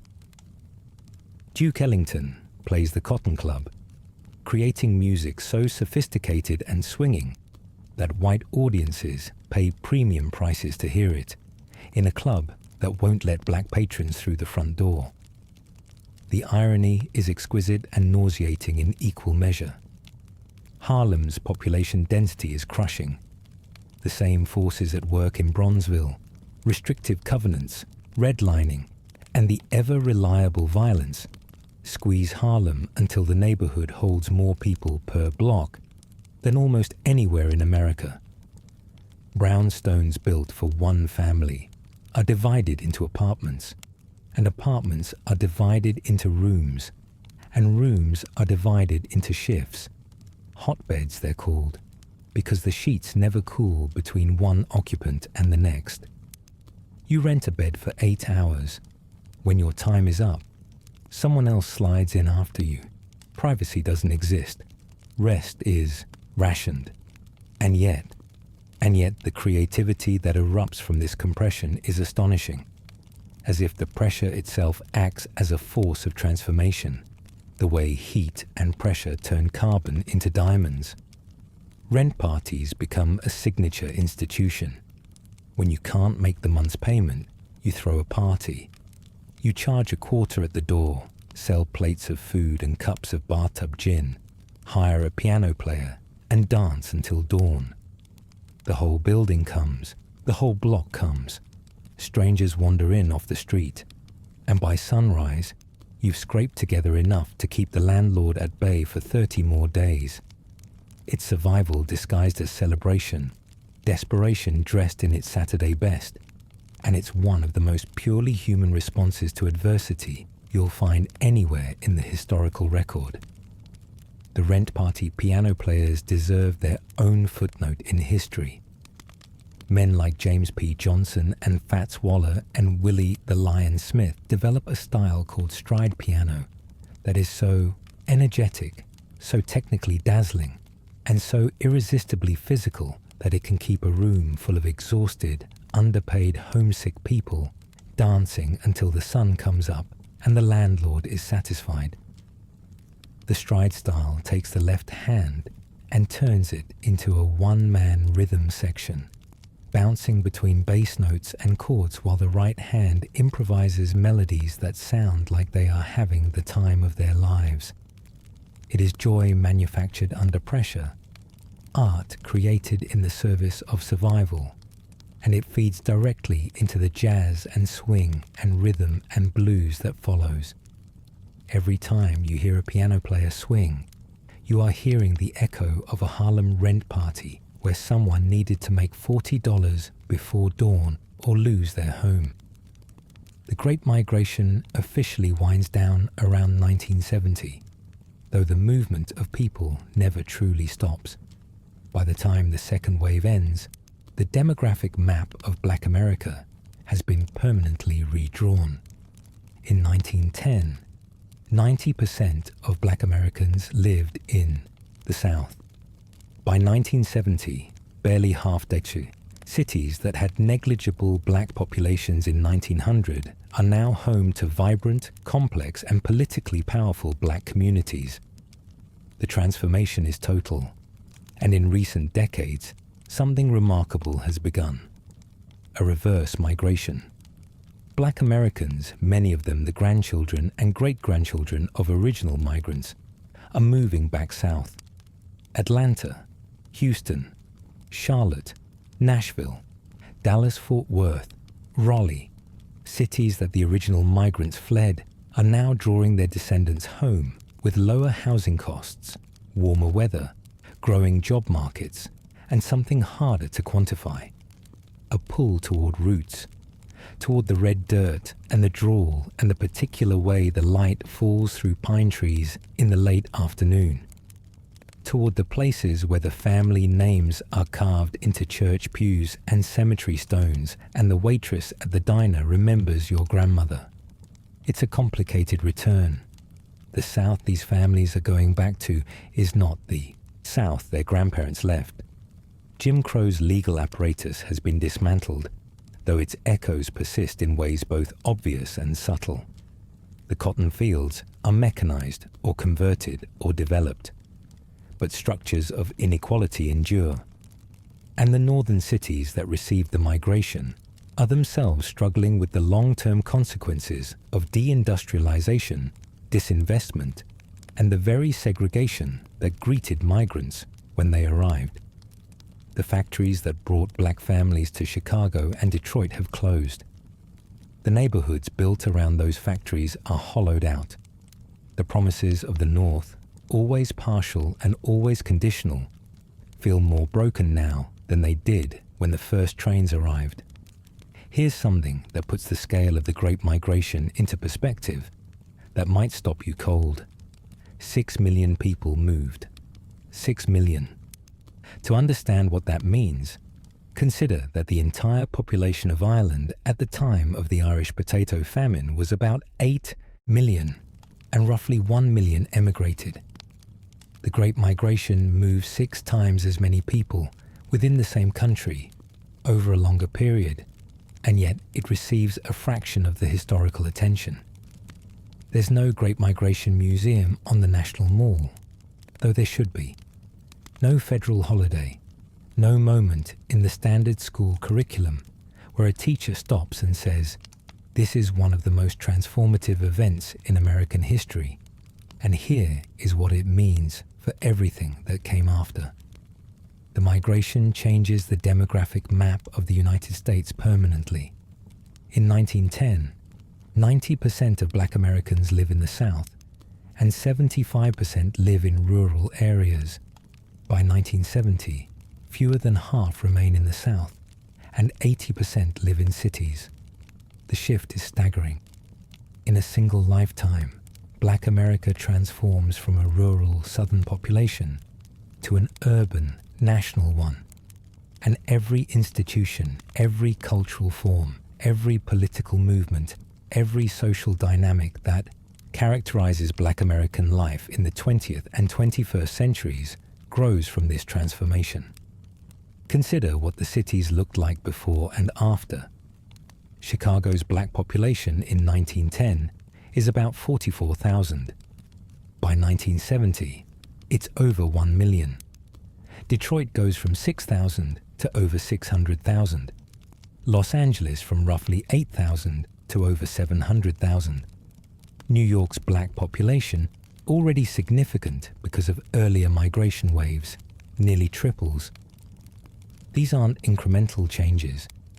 These are fundamental reconfigurations of what these cities are, who lives in them, what they produce culturally and politically, and how they function.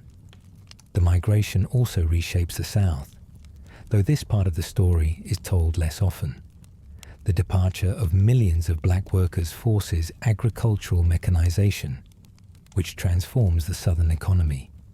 It weakens the political base of the old planter class, which had maintained power partly through the control of a captive labor force, and it creates, through the voting power of northern migrants, external political pressure on Southern segregation that eventually contributes to its dismantling. The civil rights movement is often framed as a Southern struggle, and it is, but its success depends in part on the political leverage that Northern black voters wield through their representatives in Congress.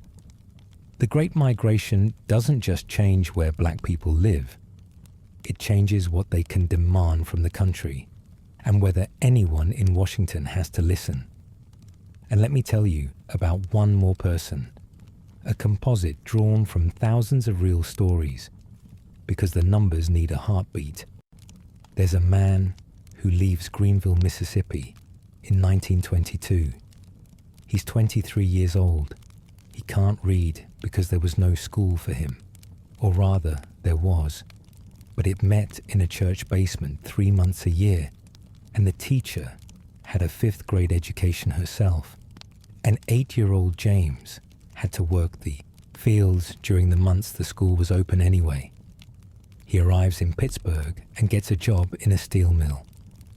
The work is the hardest thing he's ever done, and he grew up picking cotton, so that's saying something.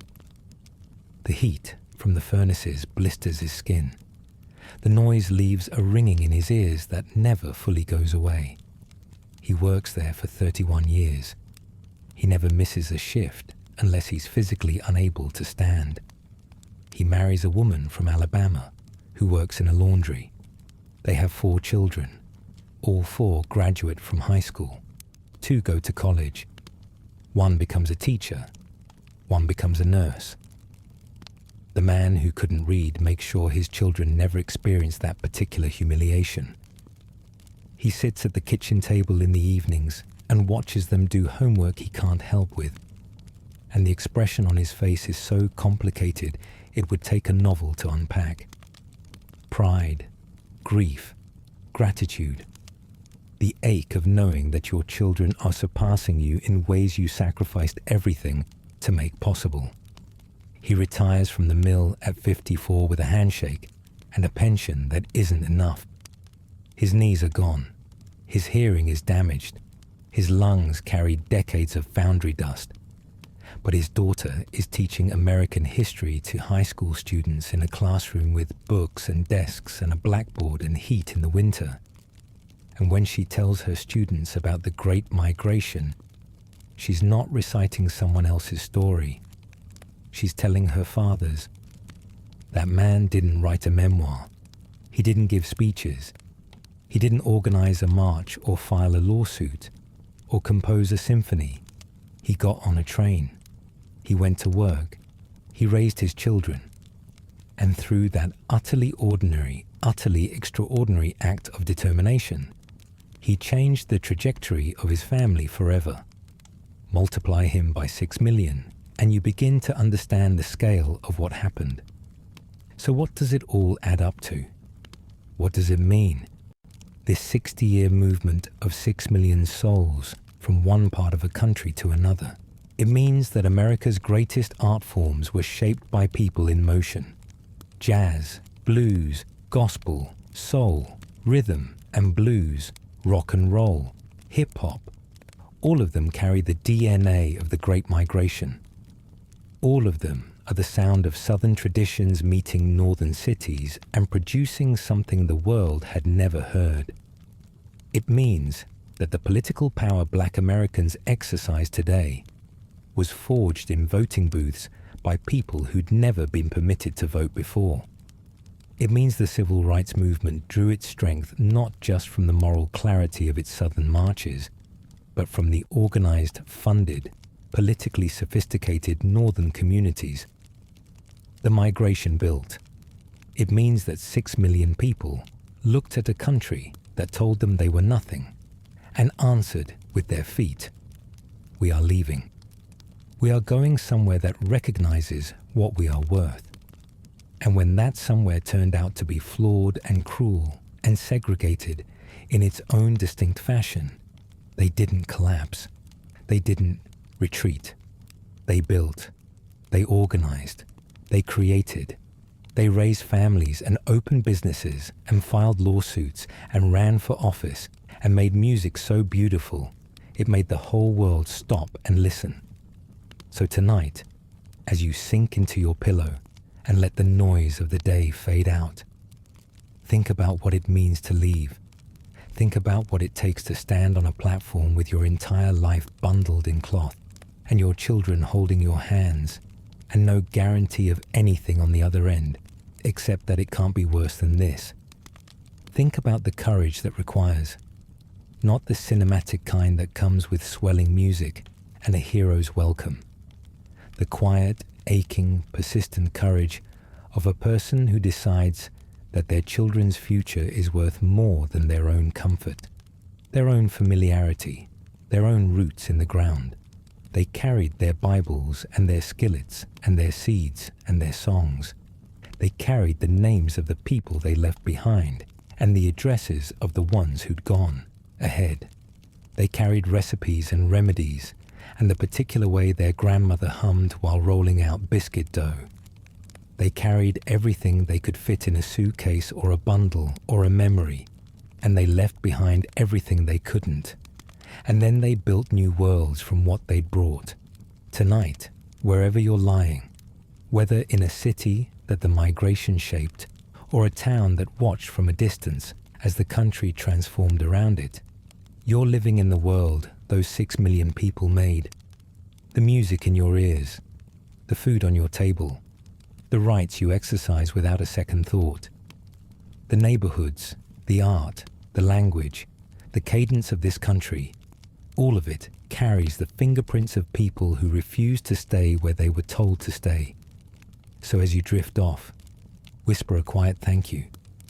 Thank you to the man who boarded that train with a cardboard suitcase and a hope he couldn't name. To the woman who left everything she loved because she loved her children more. To the grandmother who stayed behind and sent letters with trembling hands and never once said don't go, because she understood that staying was the one thing she could no longer ask of them. To the families who turned one-room kitchenettes into homes and segregated neighborhoods into civilizations, who took the music of the fields and plugged it into amplifiers and changed the sound of the entire world. They didn't find paradise, they found America. And then, with nothing but their labor and their genius, and their stubborn, magnificent refusal to be erased, they made it better. Imperfectly, painfully, undeniably. Close your eyes. Let the sound of the train fade into the soft hum of the fan and the gentle weight of the blanket around your shoulders. Let the miles collapse. Let the decades fold and rest, knowing that the courage it took for 6 million people to leave everything behind is the same courage that echoes in every fight for dignity, every refusal to accept injustice, every quiet insistence that tomorrow does not have to look like today. They traveled so that you could rest. They endured so that you could dream.